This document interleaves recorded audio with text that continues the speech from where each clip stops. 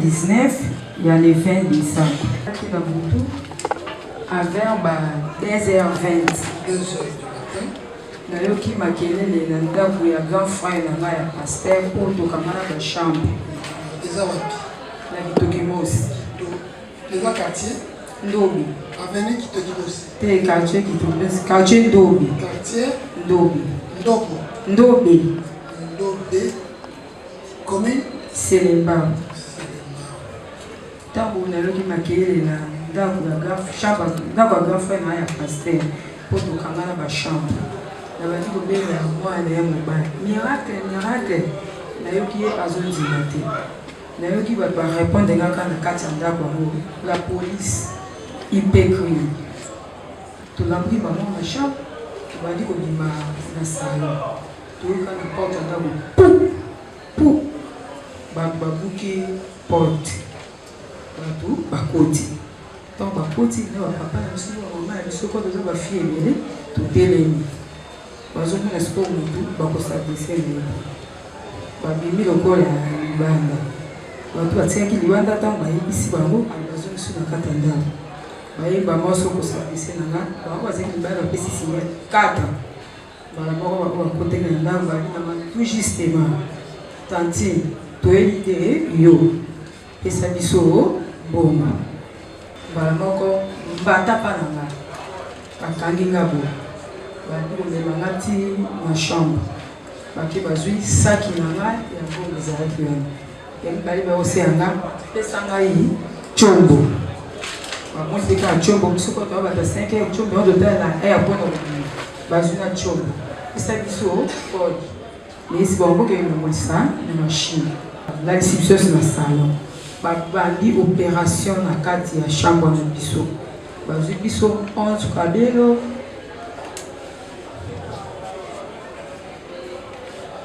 11 sacs ya main 1,7 million plus 372 000 basaki ya barido balufu todefa ba 60 ba 70 colis na muvaya mobimba kiloti moko ya ji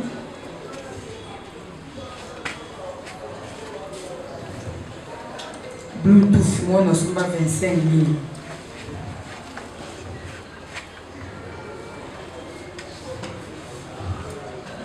carte de téléphone de Android de ya touche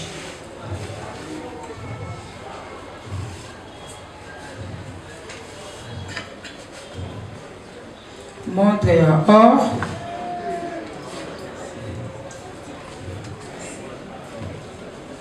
saxateur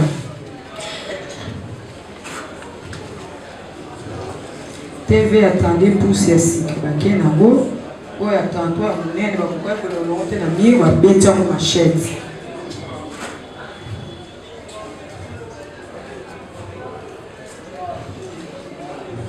compare ba play un play compare play na 7 turbo 3XL D20 d'amour akangisi bilo wana nyonso bakena ngo o bati o kote na kati magila on a monaki magila tout kimi wa mo ba iba consomme susu o bango batika yaki baza a Quel est son nom? Comment on va dire?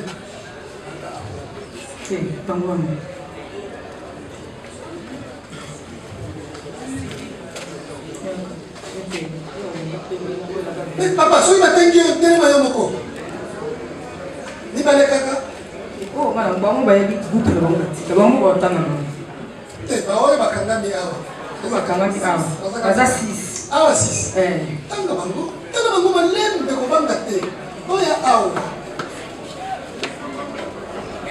Tanga mango, comment manger par manger. Tanga ma lèvre.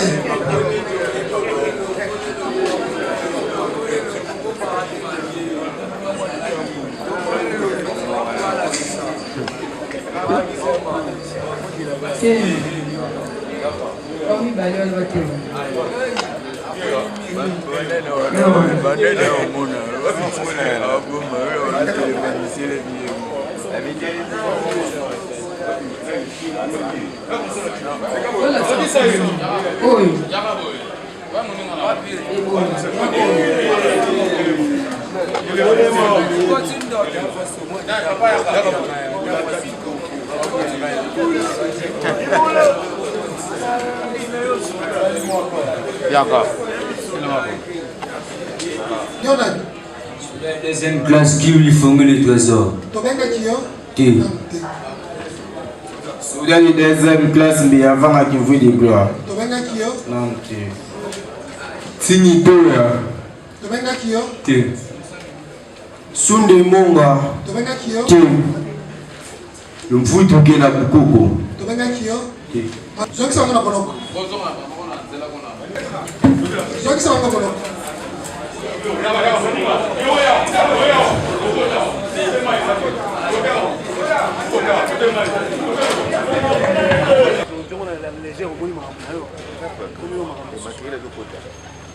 De savoir si les avocats qui sont pour la défense confirment leur comparution. Est-ce que vous confirmez vos comparutions? Est-ce qu'il y a des parties civiles dans la salle? Oui, monsieur le président. C'est quelle partie civile? Partie civile Zinga Koso Sara. Mukombo Tamabala David.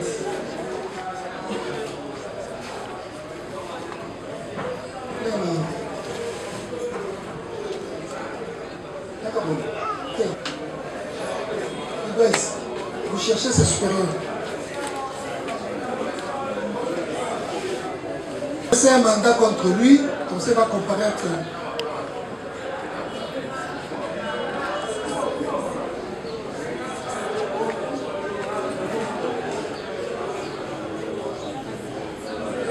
Il est là. Être à l'audience de remise. Mukombo Tamabala David, il est commissaire de police au PJ. Le premier, c'est celui-ci, de les compétences de votre tribunal militaire de garnison d'Engalien, qui a l'impossibilité totale de juger un mineur, ainsi que mon client qui est, jusqu'à ce jour où il est suivi de Monsieur le Président. On vous a dit, vous, le tribunal, que non, ce n'est pas moi qui ai volé, tout est bien de la victime qui est par devant vous. Hier, Monsieur le Président, Monsieur l'organe de la loi et honoré membre de la composition, il y a un quelconque victime qui est sorti avec la montre de la victime qui coûte 8 000 $. C'est ici qu'on avait auditionné mon client. Au moment où on a posé la question à mon client, il a toujours constat à sa réponse que non, moi je ne connais pas cet enfant. Voilà la raison pour laquelle, Monsieur le Président, j'ai déposé ce mémoire unique pour la libération pure et simple de mon client. Je dis, Monsieur le Président. Merci. Monsieur le public, réagissez. Concernant, Monsieur le Président, l'incompétence de juger son client qui est mineur, Monsieur le Président. Monsieur le Président, il faut que la défense sache que, premièrement, son client mineur a été identifié par la police, Monsieur le Président. Il a été identifié dans les PV. Et ces PV ont démontré que son client n'était pas mineur, Monsieur le Président. La police est professionnelle. La police avait séparé les mineurs et les majeurs, Monsieur le Président. Il doit d'abord savoir que son client n'est pas mineur. Il doit nous le prouver par un acte établi par l'officier de l'état civil. Monsieur le Président, concernant la minorité, je ne sais pas, le deuxième moyen... Le deuxième moyen, c'est quoi? Le deuxième moyen. Le deuxième moyen, Monsieur le Président, il nous parle de la compétence territoriale, Monsieur le Président. Ce qui nous intéresse. Non, j'ai vu la compétence territoriale. La compétence territoriale, Monsieur le Président, la défense doit savoir que ce qui nous intéresse, c'est le lieu de la commission des faits. Peu importe les lieux où habite son client, ce qui nous intéresse ici, c'est les lieux de la commission des faits. Je vois le troisième moyen. Ah, c'est par rapport à la minorité. Le premier moyen, oui, c'était concernant la liberté provisoire, Monsieur le Président. Monsieur le Président, le fait que nous reprochons à son client sont tellement graves. Monsieur le Président, nous demandons à votre auguste tribunal de faire application de l'article 45 du Code de procédure pénale, nous avons dit. On a soumis au débat la requête. Le tribunal prend la requête en délibéré. Un jugement intervenu. Merci. Allez-y.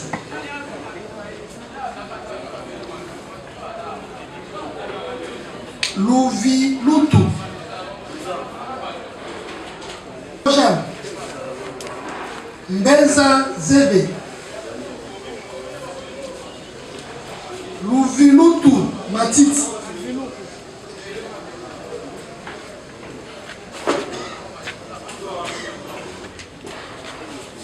Ces dames et messieurs se sont conçus au parti civil.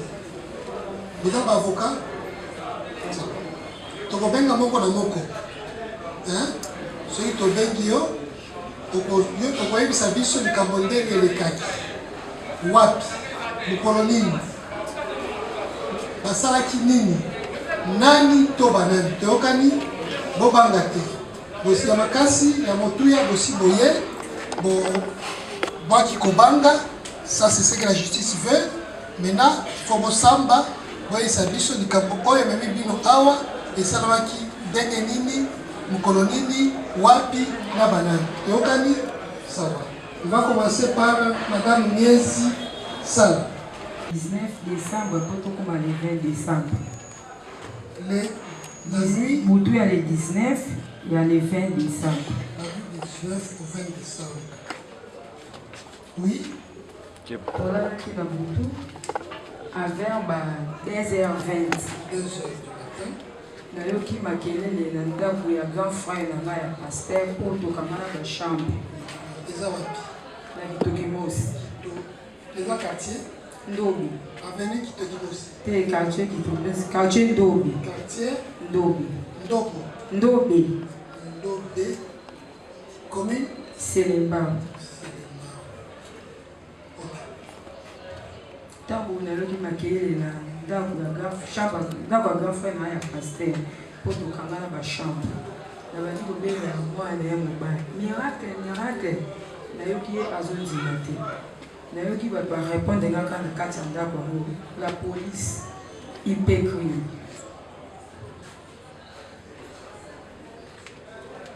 Loba. Sikoyo tolambwi bango na chambre tobandi kobima na salon. Toyoka na porte ya ndako. Pou. Bato babuki porte. Bato bakoti. Tant bakoti na bapapa na biso bamama na biso kwa toza bafille ebele totelemi.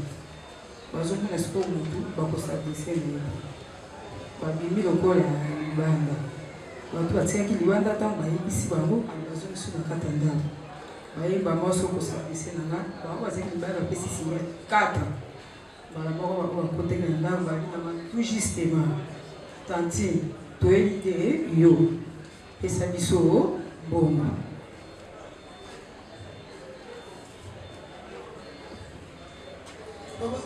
Bala moko mbata pa na nga bakangi nga boye bandi komema nga ti na chambre bake bazwi saki na nga yango ezalaki wana yangi bali baoseya nga pesa ngai combo bamonisi kaka combo soko toa bata 5 heures combo yango totala na airport na kobima bazwi na combo pesa biso kode yesi bango boke ememolisa na machine abamisi biso nyonso na salon baki ko s'adresser na mwana jeune fille yo bisa iPhone ozala na mo ba o batika na Uganda batekisi wa bango bazali na kati bosi ba mwana ana basala ye opération bayoki la réception na salon bandi opération na kati ya chambre na biso bazwi biso 11 kabelo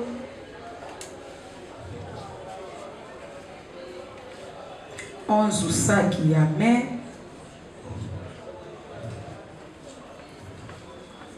1,7 million plus 372 000 francs. Sac il y a rideau louft des femmes 60 70 colis non ouvert mobile. Kilo tu m'envoies un jean.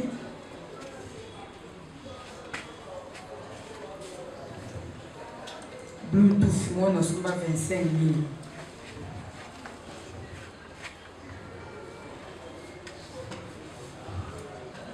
Carte de téléphone, des Android, des touche.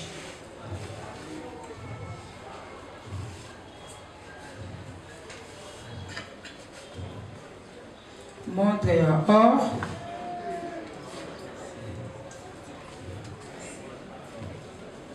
Saxateur.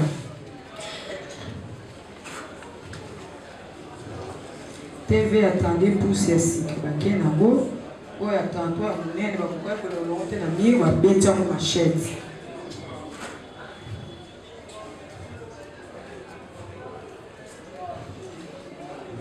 Complet play, un jeu play. Complet play. Na 7 turbo 3XL DV d'amour. Quand si le voyons nyos baké nango. On va tirer côté na case magila on a mon qui magila tout qui wa mo ba iba consomme susu o ba mo ba tika na baza a quelqu'un na sona ko banga na ba mo malem bangon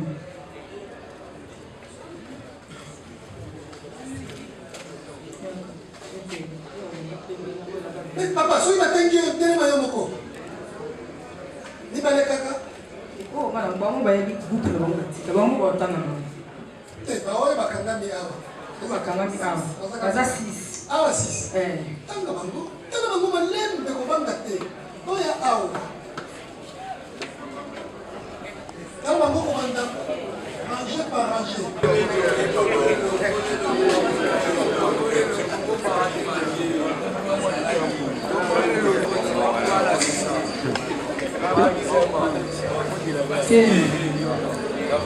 Kami balon waktu.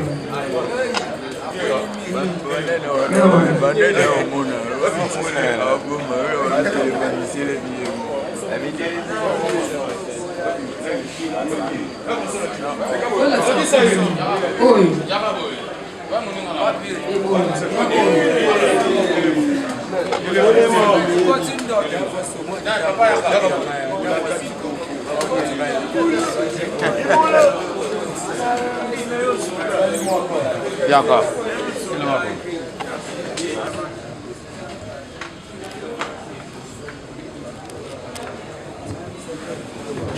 Nani? Avitila. Tozo menga yo. To bengi yo te. Ça va. Yo nani?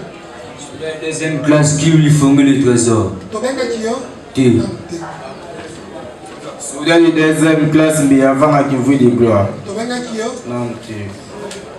Tini Doya. To benga ki yo? T. Sunde Monga. To benga ki yo? T. Le mfutu ke na bukoko. To benga ki yo? T.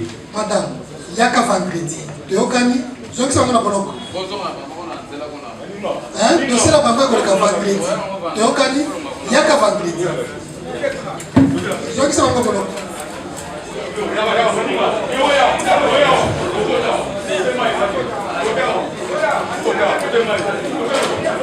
Bonoko.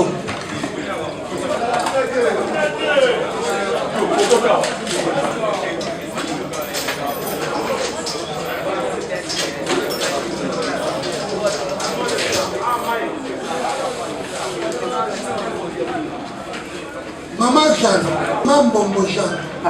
Non va pas là. Papa, ngai nasomaki moto na ngai po ete esalaka transport na mwana ndeka kobika. Sikoyo un jour nalongwaka na mosala nayoki bayebisinga o bakangi Séraphin mwana na yo oyo azalaki kotambola na moto. Nga nalobi nakei na komini wana basengi ngo me lokola nazali silence. naye komona na 6e mois yawa atindi leki na ye akende koyebisa mwana nanga Séraphin te nabimisa mikanda original tokende kozwa moto na biso na société moko na Kingabwa lokola nayebi Kingabwa bien te mwana wana amemi biso ntina 14e ntina enseigne ayebisi ete nga bakomisalaka nga mpasi bino bokosote mayo wana boleka nga na koka lisusu te tozongi mwana ye koyebisanga o te nabosanaki moto na yo eza na bana mura baza kotenini na Kingabwa na se toketi tokomaka na Kingabwa wana nayebisi bato likambo bakonzi bakanginga boyeboyi Madame de maman, makambo ozoyebisa biso esalemi wapi? biso tovanda na bandani. Makambo oyo ozoloba elekaki wapi? nakase retrouve na Kingabwa kobanda ebandeli yo ofandi wapi? bandani aveyi basaka esika moto na ebande kofanda moto ezalaki na société ya wapi? ya Kigenge na Bandalungu. oui nani abande kosalela yo mosala? mwana na ngai Séraphin siko nie wazwaki moto wana ndenge nini? mwasi ya mwana na ngai bakangi Séraphin ye lokola ngai ni propriétaire ya moto nde mwasi wayo wa mwana na ngai akezelaka nyama nyawe yazana aza voisine ya mwasi oyo ya mwana na ngai. sikoyo moto ebongi ti lelo emonaka te papa na silisa kasi papa na usinduka sona société wana bakangi mwana oyo atindaki bacinyisinga mwana alobi o te nyawo atindaki ngai po ete nazwa Séraphin na mama na ye baboma bango mpo apesaka $100 olobi nyawo atindaki mwana wana po ete azwa ngai na mwana ngai mobali baboma biso bapesa mwana wana $100 bato bakonzi oyo ya kote ya bana mbula wana bazwi saki na ye bafungola na saki eloko te ka mbeli namoni mbeli wana nalembi tension ekitinga nde bazwi nga wana balukeli nga mwana moto o akende tikanga na ndako nasala na ndako so bemo nde naye komona nyawo bakangi nyawo tambolo mami makambo mama alobi eza soto lokuta nyonso alobi eza mwa lokuta nyonso eza lokuta oyebi ete mama natikala ya komona ye te akutani yaka na ve na nga nde moto apesanga moto mpona na yo nde nani Séraphin alobi obula apesanga moto anda kopesanga na bulaka nango nayaka nango ntango ye moko azali libanda le jour mosusu alali na ndako naye mona sikoyo mwasi na ye nde aye kobenganga je souhaite yazwa moto osala nini okobula mobali na nga bakangaki ye nayebisi mwana bakangaki ye toyekana kozwa moto mama otaisina yobi makolo tuna biso na vandaka na ye ayebisinga yo yoka nzoto bien te loko oyoki moto oweli soki elisu kokuma moto nabi te nde naboye so na force te so nayoka bien te naokata na mama moke nazonga na mandako ande mpe nakeyaka mpe nazwi moto ake kobula moto ozwaki yango wapi? epasi nani saba eza wapi? ke ndenge lisolo ningi ezokeleka bana muwa Kingabwa kwesho moto Séraphin apesaki moto wapi?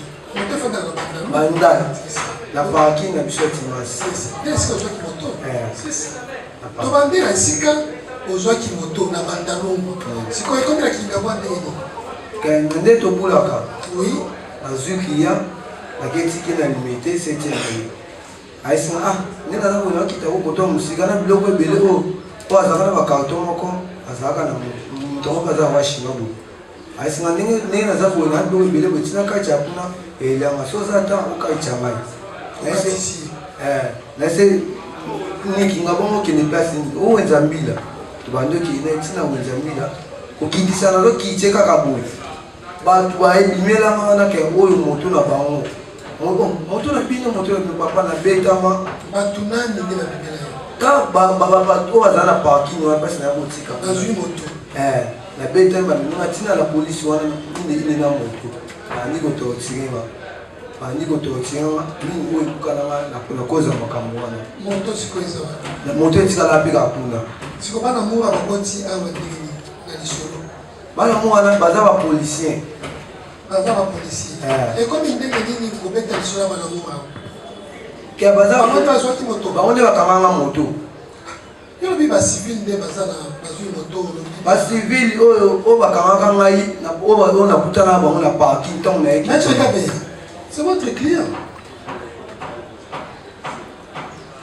Maman alobi obimiseli ye mbeli oboma ye likolo ya moto na ye pauvre dame ozwi moto okabati olingi oboma ye na mbeli ntango bafongoli sak na yo bazwi kaka mbeli ya solo te papa ngai teti mama ma liboso namoni kaka ejour bakangi ngai moto nayebi eza kaka mwana ye nakoma nzambe ma liboso mama oyo kandi na ye moni nde bakangi nga boyeke mama baseka mpe yeyo nayokaka mama bango natikala komoni moto ya bato yo ozwaka moto oyebi mwasi ya Séraphin wana niyebisaki mwasi ya Séraphin te tokende epai ya mama nalakisa esika boto na ye ezali bakenda bakontina me yo mokolo babotoli boto me ifo bamona yo oyo bakendaka na ye yokana mama ayebi yo kombo ya nomami te mama ayebi kombo ya ntambo te mama ayebi nyau ayebaki te moto azwaki moto na ye nyau balebisi ye kaka nyau asengeli na yo mama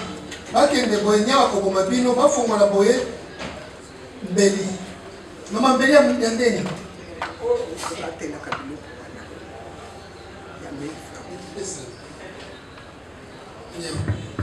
ozwi moto ya mama na olingi oboma ye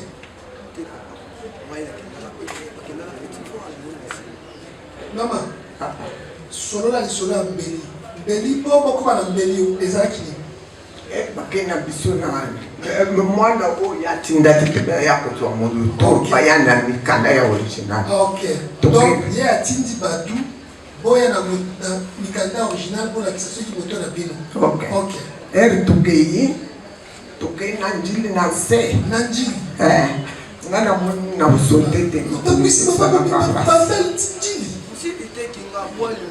papa toyelie kozwa transport tina banamura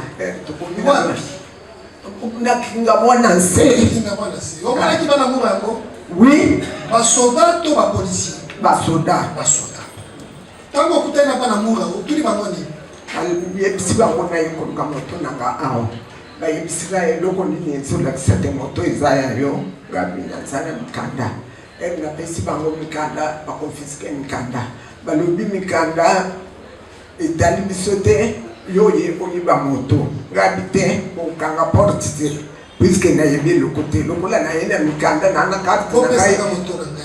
naza na karte na ngai électeur eza conforme na mikanda awa osala nde bakangi mwana wana baciesi mwana oyo yatindaki aya kozwa o azalaki kodirige biso zoka bazalaki kosola na ye na telefone leka na bango boye mata na bango boye ti babotoli mwana wana telefone babandi kosala ndenge basalaka wana bamessage bazorepete yango ti nde ere namonika meni na saki ya mwana oyo yatindaki ye natikala komona mwana wana esengeliki aboma yo alobaki nyau aza na bato dosie wana eza kunatile bapesinga moto te bapesinga na mikanda te oyo napesa $60 otile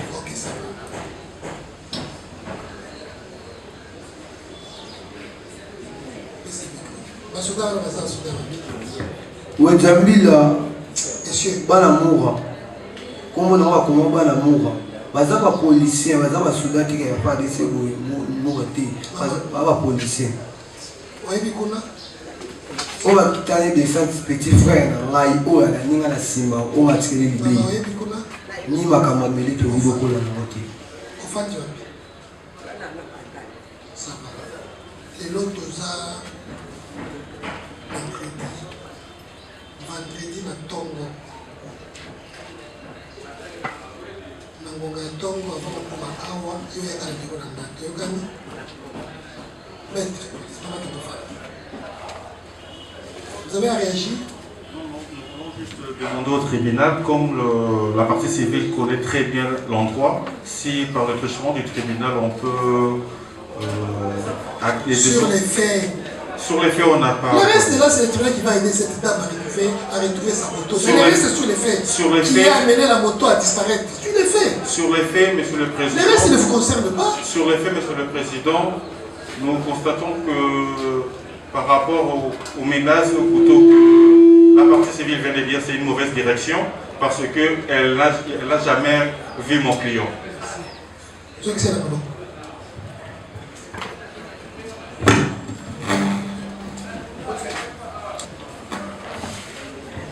Yo pe lokola oyebi mutu asalaki yo mabe bazao sava yo pe yaka vendredi toyokani sava ilutu matiti oyebi bato basalaki yo mabe bazao sava yo pe yaka vendredi toyokani sava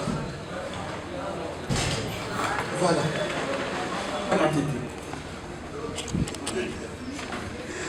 ate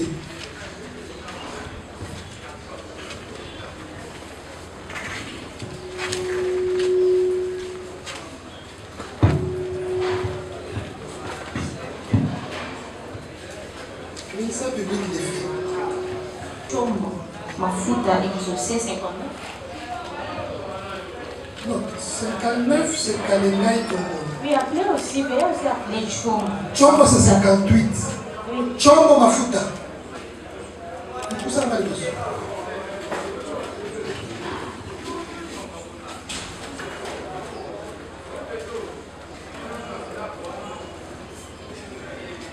En date du Dambo, ces deux prévenus ont estorqué une somme de $600, 20 000 francs, des téléphones, iPhone 13 Pro Max, Technopop 8, au préjudice de Madame Chimanga Kankou Chan. Madame Chimanga? Oui. Chimanga Kankou Chan. Précisément? Dans la commune de Kintambo. Ça va. Oui bien. Kalenga yofandi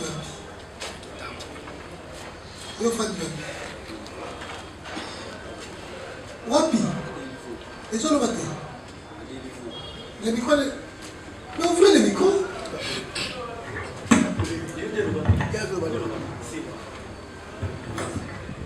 ofandi wapi ça va yoka yo na Kalengai na Kitambo Bobotoli mwana mwasi Chimanga Kanku $600 20 000 francs congolais deux téléphones moko iPhone na moko Techno yo bakangi pour nani avant kayenga eta mwasi na mala nakata mala quartier Congo eta mwasi na kuna ta mwana ba kutia musala na cette affaire ça musala ya musala ndani oh musala plafond baatiaka plafond babenga bango cette affaire uti musala kuzonga na zonga eta mwasi na mwana ina kukenya batu wekaya na ibo kuti ndio so batu sa dezo kachana na miso babaya ya mwinso ibima kana biso tililo kwa machilo wa hiyo otala kaka mwasi na bakangi manani bakangi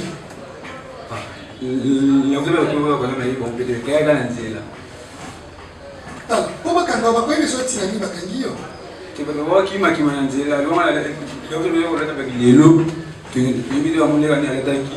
Unataki nini? Pardon? Unataki nini kwa makanga hiyo? Nadala kupna kiti kama ba Facebook. Unabi? Nadala kupna kiti ba face. Unabi? Nadala kupna kiti ba face. Wana ndio bakanga kabatu. Batu boni banataka ndengo na bakanga babote. Bibi ndio hiyo ngamu wala kiwa. Baba ndio wapita wakangi. Tuanga na kwa tusubika. Suka wana. Ese ndio. Baba wakangi wapi? Baba kana kaluka. Ofana kaluka te?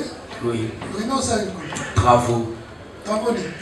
Na ndenge na nini nga na kinda kosala. Na kosala nini? Na kinda bomisa tombo ya masana nga papa ba tombo. Fana toma ba bloc. Na cimetière. Oui, pour na maso bakanga na cimetière. Et puis ça dit qu'on vient de tonga ba tombo. Non. Sikoi. Bakanga pour nini? Quand ni bakuta nga tonga sisi po bakanga na sisi na obima. Butu to boy. Na moi na 10 heures. Yo kana. Batu boni bakota na cimetière kitambo wana. Tone kakawana. Para ukende besoin bakana. Tomona kandeni ba tina poko bazawana. Bamusu afandi tina ba tombo. Batia ukanga bangote. Bamusu afandi tina ba tombo bazolia. Batia ukanga bangote. Yo sala kinini ko bakanga. Leti na. Bango baye, balobini, banani. Bakutele na ngana ozomo. Bango banani. Ba civil bazara na entrée cimetière Mbila. Baza ba civil. Oui. Yo civil o quand même na civil. Oui, bon on va même à la police. Balobi o sali. Bon ba ebi c'est un motif. Oyo ki balobi yo na kitambo, okende koboto la mwana mwasi ya batu $600. Peut-être ya no banda koluka yo. Ti, ngaba soinga kaluka. Ça va mettre intervenir. Monsieur le Président, votre honneur, permettez-moi de louer la sagesse et votre bravoure. Nous sommes très à l'aise devant un tribunal aguerri. Votre honneur, je commence par certaines observations avant que vous nous permettiez de donner des questions que vous allez poser au ministère public. Monsieur le Président, votre honneur, distingué membre de la composition, Madame l'organe de la loi, la République démocratique du Congo, qui se veut un état de droit,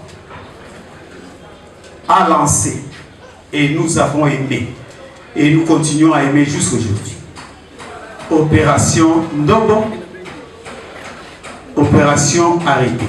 Mais seulement votre honneur, cette opération, permettez-moi les mots, devient non seulement marchandage, mais un trac de tous citoyens congolais et surtout de nos jeunes. Je commence moi à faire un effort avec les grands garçons que j'ai de ne pas sortir de la maison à partir de 18h parce que je dis on risque de vous arrêter et pour vous dire qu'est-ce que nous ne savons pas de ce qui se passe. Le ministère public qui a les yeux et les oreilles de l'officier de l'OPJ, de l'officier de police judiciaire. Mais les officiers de police judiciaire, permettez-moi votre honneur, n'aident pas le ministère public. Tout le monde qu'on peut présenter l'officier du ministère public, parce qu'ils sont dans cette opération, ils rallient la personne à une infraction quelconque et disent Koulouna pendant que tel n'est pas le cas. Votre honneur, nous venons de s'ouvrir tout à l'heure.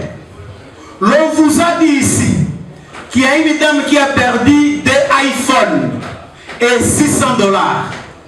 Le ministère public est maintenant là dans l'impossibilité de nous présenter même la dame devant vous.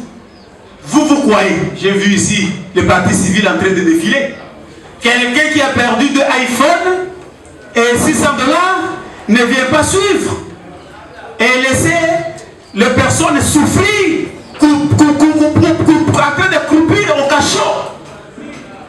le Président, votre honneur, la procédure que nous sommes en train d'observer ces jours, les transfèrements de la police à la police, le ministère public est à la recherche de l'infraction. Pourquoi n'arrête-t-il pas tous les OPJ qui font cette bavure de droit? Vous sortez avec un prévenu des cachots de là où on a parlé de Mbata, c'est Tosa Obika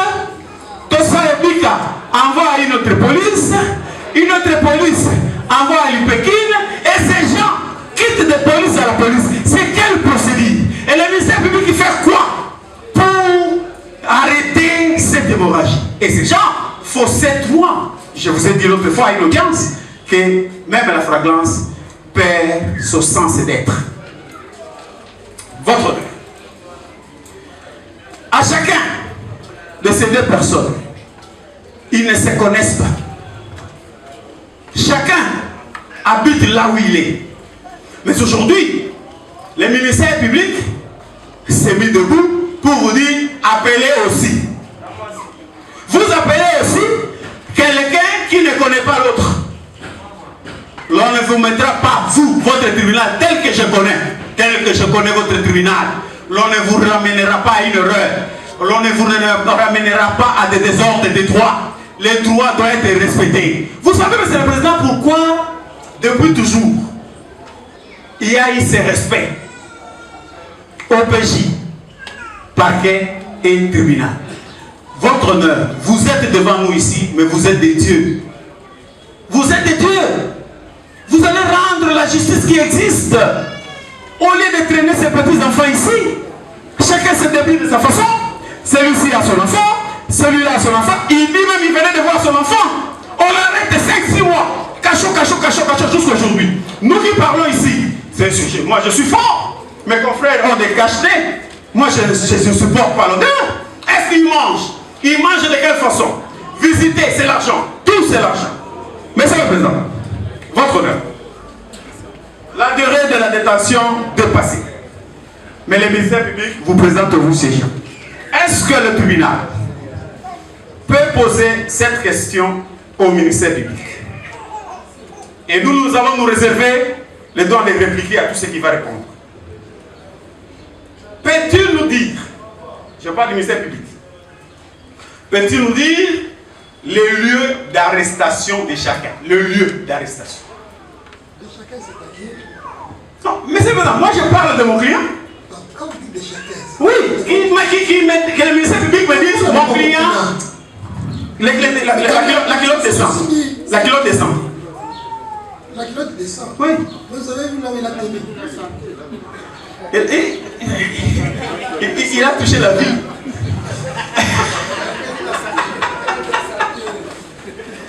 Il doit laisser respirer. Il doit laisser respirer son corps. Voilà. Merci. Quand on le tient au cou, il ne respire pas. Les conséquences sont fâcheuses. Votre honneur. Ministère public, où a-t-on arrêté le monsieur Kalengai Congo? Monsieur Kalengai Congo Nojonance a été arrêté au coin du cimetière de Kintambo. Et l'autre, faisant une pierre de... Le même lieu, Monsieur le Président, ils se connaissent.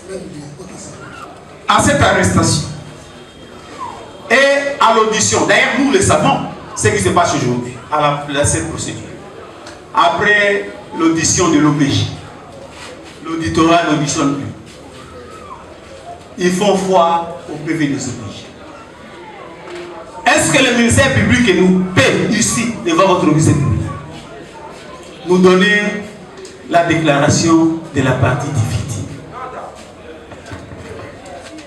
Vous étiez absent avec nous hier. Monsieur le Président, merci pour la parole. Monsieur le Président, nous avons tous les PV. Les PV sont là. Je pense que la défense aura le temps de fouiller. Ils vont voir toutes les déclarations de la victime. Vous savez, à l'audience d'hier, Mettez-vous un peu. Lorsqu'on présenta les personnes, on nous présente également les pièces qui suivent. Parce que nous sommes sans ignorer que même en procédure de flagrance, on ne refuse pas que l'officier de police judiciaire puisse procéder à quelques éléments d'enquête au fait de mettre la procédure en état. Mais pour contourner cela, hier, nous nous sommes convenus avec les avocats qui ont soulevé cette question de demander par ricochet à l'accusation, parce qu'effectivement l'accusation présentant les faits, pour connaître les lieux de résidence de la victime, de nous la faire venir. Au lieu de nous communiquer aujourd'hui le procès verbal, et qu'ici, alors, nous commencions à les dépiécer. Mais ça nous prend beaucoup de temps. Voilà pourquoi nous avons demandé à ceux des avocats qui ont soulevé cette question de les contourner par le fait de demander au ministère public de nous faire comparaître la victime, la confronter à la personne suspecte pour tirer les conséquences. Alors, s'il s'avérait vrai que le ministère public avait déjà des procès-verbaux qui étaient venus antérieurement des OPJ, que donc de solliciter une remise pour qu'à l'audience de remise, nous soumettre ces procès-verbaux et n'est-ce pas les confronter au déclarant. Parce que on donne un tas de procès-verbaux peine et même. C'est donner du travail au juge. C'est lui donner du travail. Que donc, et dorénavant, lorsqu'il s'agira de ces procédés, contourner seulement en demandant au ministère public de faire comparaître la victime et en attendant, lorsqu'elle va rentrer dans son cabinet, il va chercher.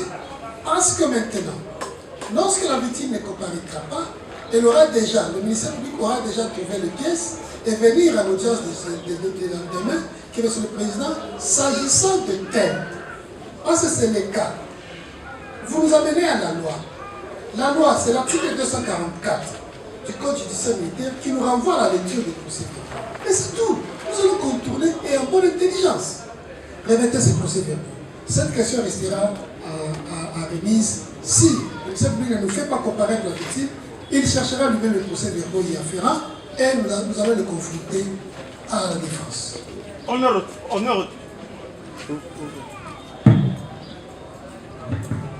tribunal. Pour faire les sketchs, surtout nous, encore moins les tribunaux. Nous sommes venus travailler. Chez moi à la maison, les enfants savent que papa est allé travailler. Nous non plus, nous ne pouvons pas donner de béquilles au ministère public. Vous êtes saisi par le ministère public. Il appelle soi-disant procédure de flagrance. Et puis il amène un tas de PV. Et heureusement, le tribunal est aguerri et trop prudent. Vous pouvez le dire qu'on passe outre et nous avançons. Nous voulons juste ici renvoyer l'affaire pour demander au ministère public de chercher encore le PV. Tirer les conséquences.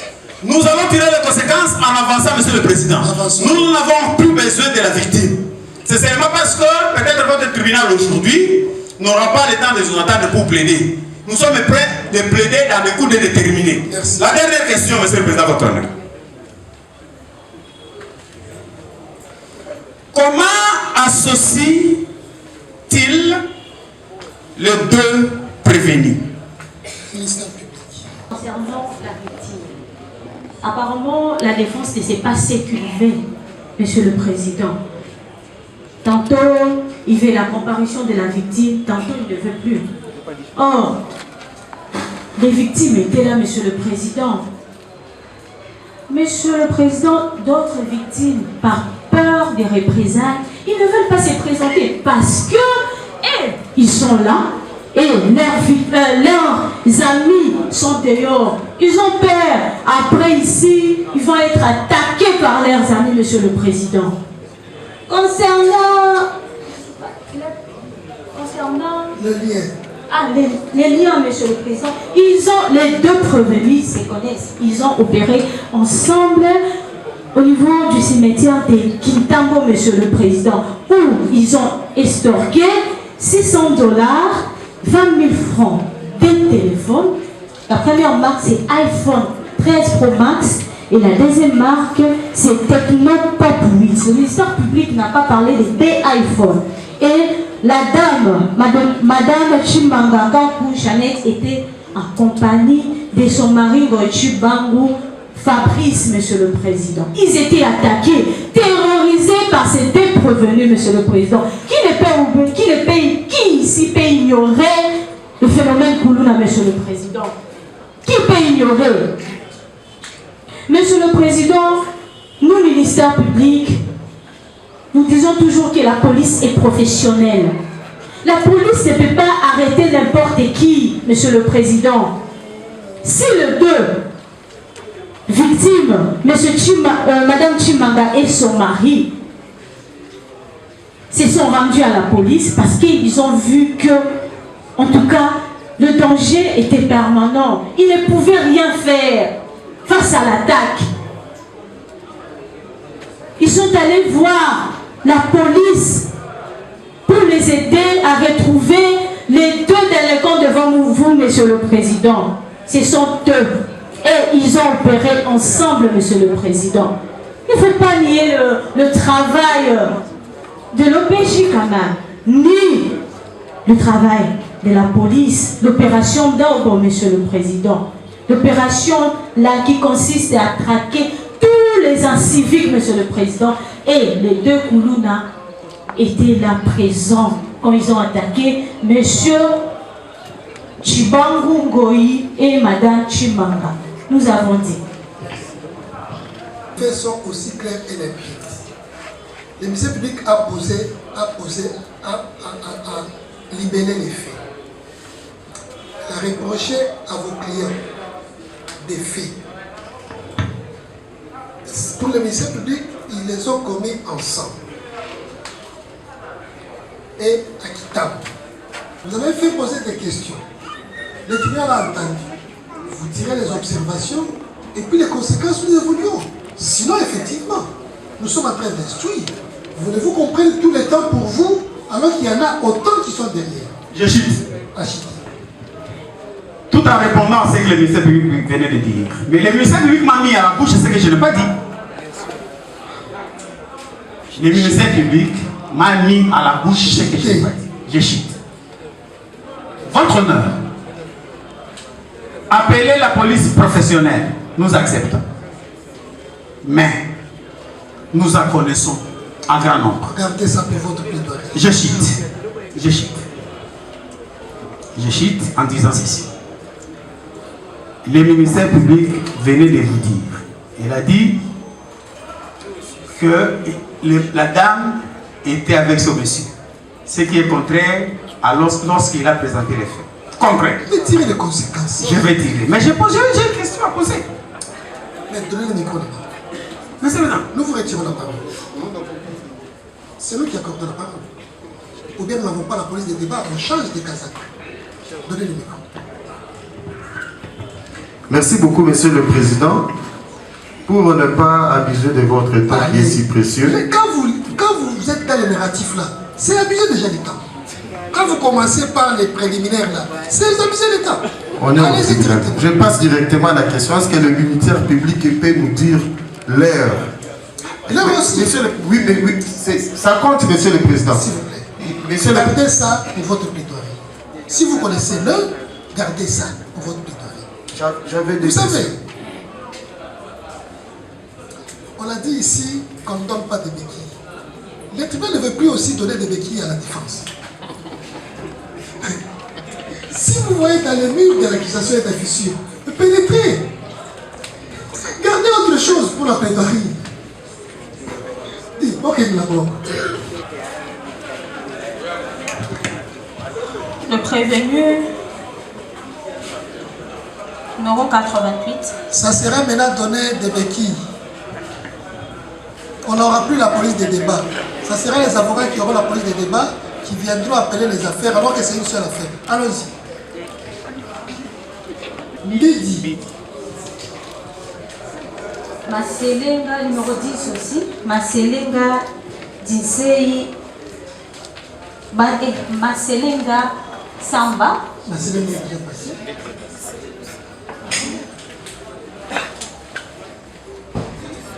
Tulunganda Banco. Combien? Numéro 3. Tulunga, beaucoup ça dessous.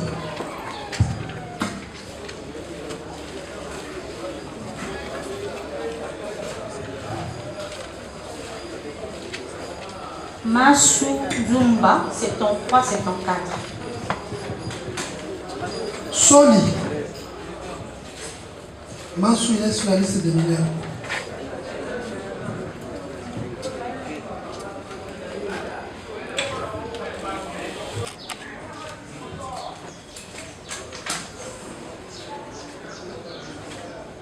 La lecture est lointaine. Pour le prévenu, Soli. Soli, c'est ton 4. Oui. Il était ensemble avec son ami Masu Zumba, le présumé mineur, en date du 29 décembre 2025, vers 22h, au quartier Lenguesa, dans la commune de Mongafula, où la police avait effectué une descente pour appréhender le désincivique là, pour avoir sémé la terreur et la désolation vis-à-vis de la population de armées, communes et la population des armées, quartier Lenguesa, dans la commune de Mongafula. C'est le chef du quartier qui avait appelé la police pour effectuer la descente. Pour le prévenu, numéro 88, Bidi, en date du 7 janvier 2026 vers 17h, son écurie, lui et sa bande, avaient menacé et extorqué les biens de monsieur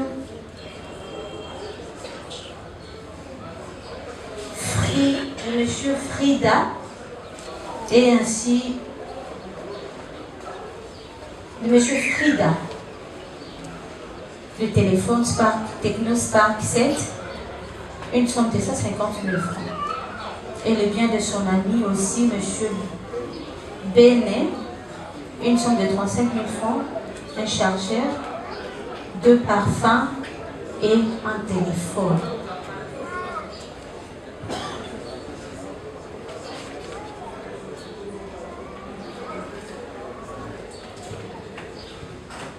Qu'est-ce qui serait passé? Dans la commune de Mongafula.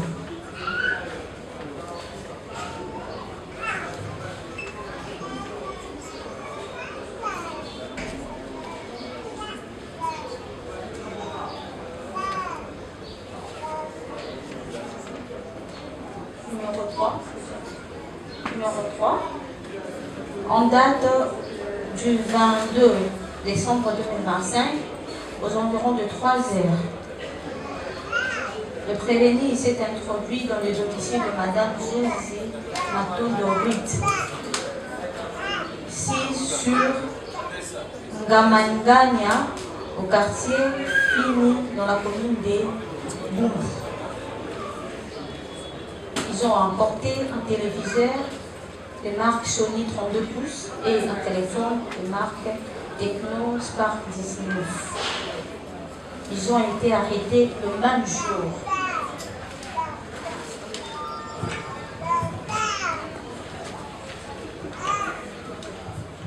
Tulungana. Bakainga le 21 à 21. Babiuda Boum. Ngata bakainga babi positive. Lokwana na carte électeur te babi to kende na ebona biwo. Kaba soda venu bakatamu. Debe balobaka. Présentez-vous, monsieur. Mais balobio. Bakaingi pour la moïbi. Il y a télévision. Sony 32 pouces. Téléphone techno. Oh, il y a baïke. Nandaka mama. Nzouzi. Boutou à 20h, le 3h du matin. Soka za bi makasa le basenga. Ah, Olympia Zalana, ça va.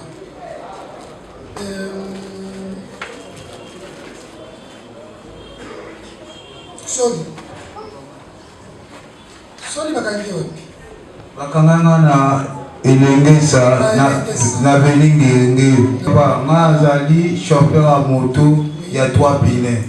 Bapesaki nga moto nakende kosala nango mpo mokolo nango aza ya kolemba nasalaka na kompani wana ndina bandaki kobula depuis le 9h ti de 23h ka tokomi 23h nanginaki ekotya moto bato akonsigne apesaka biso so omoni poko ekoki makasi bokotyaka moto na baparking bakoatikaka mbongo lobi na ntongo nde nakendai na parking nakotisi moto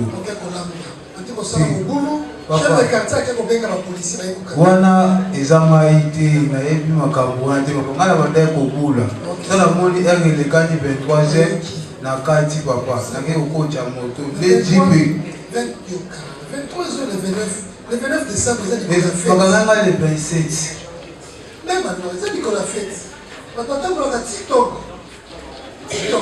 bakanganga le 27 papa jipe nde kokuta moto na kati ya parking tobandi na bato baja basécurité nde batelemaki babi bilingo te misatu boye awa bosali po présente bakarte bata sécurité babisi bakarte na bango balakisi papa nga bakalinga na selemba na bene lingama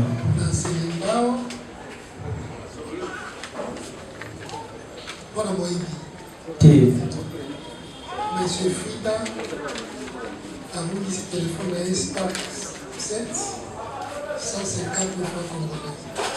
Moninga Moyen a mis 35 000 francs congolais. Téléphone, parfum, chargeur. Na Mboga Fula. bakalinga na selemba bakalinga na uti garage kuna receiver.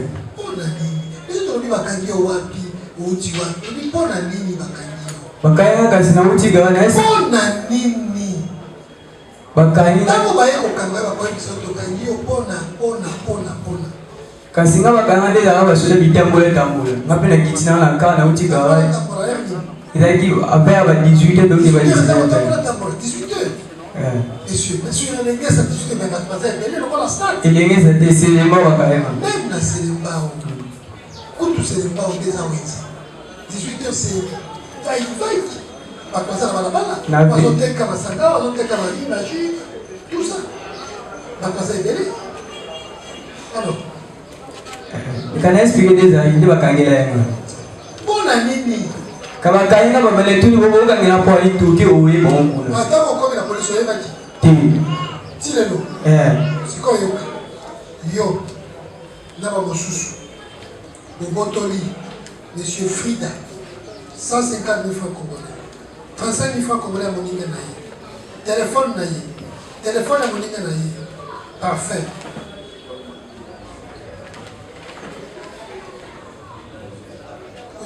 Voilà, il est monté. La défense.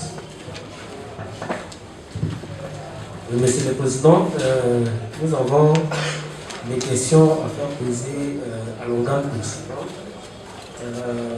Nous avons suivi bien tout à l'heure là. L'organe de la loi nous dit Mbiti, avec son écurie, le 7 janvier 2026 à 17h, ils ont stocké le bien de Frida, tel que énuméré, et autres biens appartenant à son ami, à Mboga Fula. Monsieur le Président, le prévenu qui comparait en personne, il vous dit qu'il a été arrêté à Selembao. Selembao et Mboga Fula, ce sont des communes voisines. ce qui sépare sur la route bypass. Sépare Selembao et Monofou. Mais l'organe de la loi vous dit et son équilibre. Monsieur le Président, au regard de la loi, les articles 2, 3 et suivants du Code de procédure pénale énumèrent la procédure à faire lorsqu'une personne est arrêtée. Vous rappelez-nous la procédure. C'est laquelle? Avec votre autorisation, si vous me permettez de prendre les codes dans mon sac, je vais lire à votre attention. Mais vous évoquez les lois que vous ne connaissez pas par terre, dans la tête. Non, Monsieur le Président, je connais bien ces lois. Vous prendre le temps. Non. Lisez-nous la loi. Avec votre autorisation.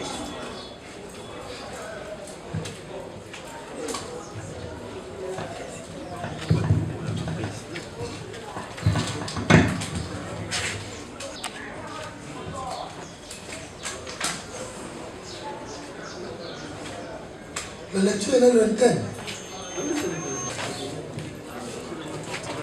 Allez-y. Merci.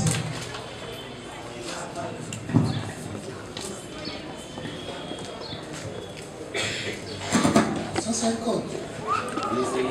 Un code, monsieur le président. Dans le cas que je mal gardé ça. C'est une copie. C'est une copie qui a été offerte aux OPJ et magistrats instructeurs. D'accord, il ne peut pas offrir aux magistrats des codes pareils. Voilà les codes qu'on offre aux magistrats. Voilà. Merci, Président. L'article 2 dispose ce qui suit. Les officiers de police judiciaire constatent les infractions qu'ils ont mission de rechercher. Ils reçoivent les dénonciations, plaintes et rapports relatifs à ces infractions. Ils consignent dans leurs procès-verbaux la nature et les circonstances de ces infractions, le temps et le lieu où elles ont été commises, les preuves ou les indices à la charge de ceux qui en ont les auteurs présumés, ainsi que les dépositions des personnes qui auraient été présentes ou auraient de renseignements à fournir. Ils interrogent les auteurs présumés des infractions et recueillent leurs explications. Les procès-verbaux se terminent par le serment. Je jure, je ne suis pas là, Monsieur le Président. Je vois l'organe de la loi vous présente un bout de papier prétendu que c'est un PV. Monsieur le Président, je retire. Où est ce bout de papier? Ça y est là, Monsieur le Président, sur le banc. Le PV. Venez chercher ça.